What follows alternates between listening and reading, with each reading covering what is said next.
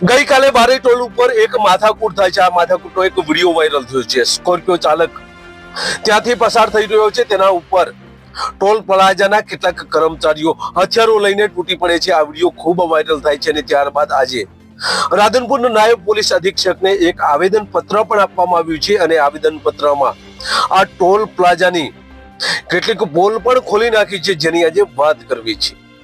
નમસ્કાર, હું છું તમારી સાથે નાનજીભાઈ ઠાકોર। આપ જોઈ રહ્યા છો ક્રાઇમ આવાજ ન્યૂઝ। ગઈકાલે સાંતલપુર તાલુકાના વારઈ ટોલ પ્લાઝા ઉપર એક વિડીયો વાયરલ થાય છે, જેમાં સ્કોર્પિયો ચાલક ત્યાંથી પસાર થઈ રહ્યો હોય છે અને આ ટોલ કરના જે કર્મચારીઓ છે એ લાકડીઓ અને ધોકા લઈને તેના ઉપર તૂટી પડે છે અને ત્યારબાદ પોલીસને પૂછતા તેમનું કહેવું છે કે પ્રથમ આ સ્કોર્પિયો ચાલક માથાકૂટ કરે છે અને ત્યારબાદ આ માથાકૂટ થઈ છે। ત્યારે આ માથાકૂટને લઈને આજે રાધનપુરમાં અખિલ ભારત હિન્દુ મહાસભા તેમજ હિન્દુ સંગઠનો દ્વારા નાયબ પોલીસ અધિક્ષકને એક આવેદન પત્ર આપવામાં આવ્યું છે, જેમાં અનેક મુદ્દાઓ જણાવવામાં આવ્યા છે।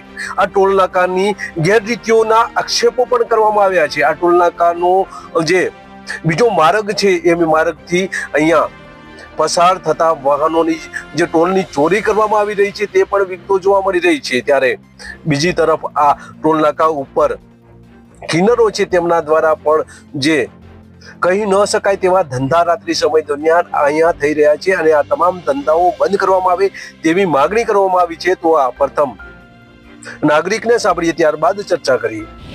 ગઈકાલે વારે ટોલ નાકા પર જે હિચકારી હુમલો થયો, એક નવજાત બાળકીના જન્મ સાથે પરિવાર ખુશીના માહોલ સાથે જતો હોય અને કાયદેસર ટોલ નાકા ઉપર એ ગાડી જાય છે, એને અટકાવી અને ઉતરવા પણ દેવા નહીં આવતા અને આજુબાજુના જે લુખા તત્વો પોતાના હથિયારો સાથે હિચકારો હુમલો કરે છે એને અમે વખોડીએ છીએ।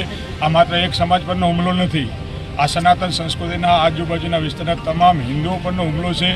આ જે લુખા તત્વો, આ વિધર્મીઓનું જ્યાં સુધી ત્યાંથી પોલીસ એને કડકમાં કડક કાર્યવાહી નહીં કરે ત્યાં સુધી આના ઉપર તેની લડત અમારી આ ચાલુ રહેશે। જો એની કાર્યવાહી થશે તો બરાબર ને કે ગાંધી ચિંધ્યા માર્ગે હાઈવે ઉપર ચક્કાજામ કરવાની પણ સમાજની અને સમગ્ર સનાતન સંસ્કૃતિની તમામ વીએચપી હોય, આરએસએસ હોય, બજરંગ દળ હોય કે તમામ આની તૈયારી સાથે છે કે હાઈવેને ચક્કાજામ કરી અને પણ કહીશું।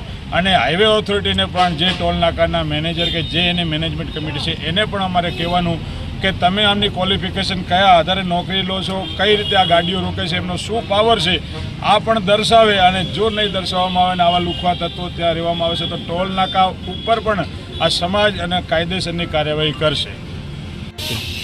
જે વારે ટોલ ટેક્સ ઉપર ગઈકાલે અમારા સમાજના યુવાન ઉપર જે હુમલો થયેલો છે, બરાબર અહીંયા લુખા તત્વોનો વારંવાર ત્રાસ હોય છે। કોઈ પણ સમાજનો અહીંયાથી નીકળે તમામ સમાજને બહુ એ હેરાનગતિ કરે છે। એની આજુબાજુ ચારે બાજુ ખોટા બાંધકામ કરેલા છે એમને। પછી એક ટોલ ટેક્સમાં મોટું કૌભાંડ ચાલે છે, સાઈડમાંથી એમના પોતાની પર્સનલ પ્રોપર્ટીમાંથી રસ્તો બનાવી અને કાયમી માટે મોટું કૌભાંડ કરે છે એ બરાબર ને વારંવાર તમામ સમાજ ઉપર આરે હુમલો કરે છે લુખા તત્વોને। આ ટોલ ટેક્સના મેનેજરને અમારે એટલું કહેવામાં આવે છે, અમે અહીંયા આવેદનપત્ર આપેલું છે ને એ કહેવામાં આવે છે કે તમે આવા લુખા તત્વોને તાત્કાલિક નોકરીમાંથી છૂટા કરજો, નહીંતર આમાં કાંઈ પણ બિના બનશે તો તમામ જવાબદારી મેનેજરની રહેશે। આ આવેદનમાં રજૂઆત કરવામાં આવી છે કે આ ટોલ પ્લાઝાની આજુબાજુ આવેલ કેટલીક હોટલો છે એ ગેરકાયદેસર છે, ત્યાં 2 નંબરના ધંધાઓ છે અને આ તમામની તપાસ કરવામાં આવે અને જે ગેરકાયદેસર હોય તો તેની સામે કાર્યવાહી કરવામાં આવે, તોડી પાડવામાં આવે અને એક બીજો રસ્તો પણ અહીંથી બનાવવામાં આવેલ છે, આ રસ્તાને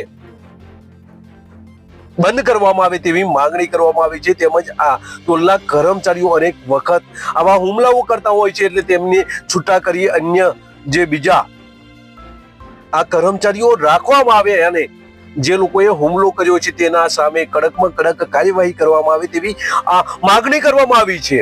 બસ એ જ, જો તમે અમારી ચેનલમાં નવા છો અને આવા જ લેટેસ્ટ ન્યૂઝ જોવા માંગો છો તો અમારી ચેનલને અત્યારે સબસ્ક્રાઇબ કરો, જેથી આવનાર લેટેસ્ટ ન્યૂઝ તમારા સુધી પહોંચી શકે। નમસ્કાર।